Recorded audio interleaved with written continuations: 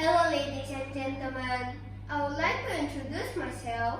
My name is Edna Lim. I'm from SD number 12 Jimbaran. I would like to tell you a story about Jaka, Tarub and 7 angels. Once upon a time, there was a widow who lived in the village of Tarub. She had a son whose name was Jaka, Tarub.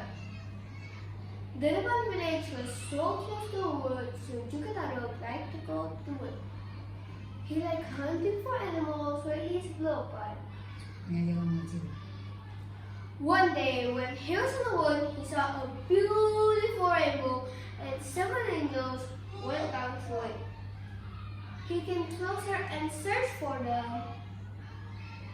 The 7 angels were swimming and taking a bath in the lake. Jaka looked at them hiding behind trees. When they had finished taking a bath, they flew through the rainbow to heaven. The next day, he saw the same thing again, but this time, Jaka had an idea. He searched for the dresses, and when he found them, he took one of them. As they had finished taking a bath, they looked for their dresses. One of them could not find her dress. Her friend had to come back to heaven, so they left her. She was crying while staying in the water. Jaka approached her. Why are you crying, lady? I lost my dress. I cannot go on. Where is your home? I live in heaven. I'm an angel. My name is Namamulan. But I lost my dress, so I cannot fly anymore. Never mind. I'll just take my mother's dress for you. Okay, please do. Wait for me here. I'll be back. Then Jaka went home and took his mother's dress and gave it to Nawamulan. He asked her to stay in his house with his mother. Not long after, Jaka married Nawamulan. As an angel, Nawamulan had a spiritual power. She had an ability which is far above human being. She could cook rice with just a bar of rice, and when it had finished, the bowl would be full of rice. But there was one condition. The bowl must not be opened until it had finished.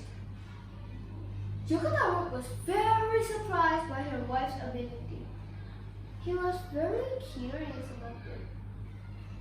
So when Nawamulan was away, he opened the bowl.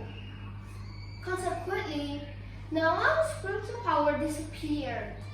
She had to cook as an ordinary human being. Several months later, Nawamulan gave birth to a beautiful baby girl. Her name was Nawangshi. The birth of Nawangshi added happiness to Jaka and Nawamulan. Since Nawamulan could not cook efficiently anymore, she needed more rice than usual. The stock of rice in their storeroom diminished rapidly. Then one day, when she took rice, she was very surprised. Nawamulan found her angel dress.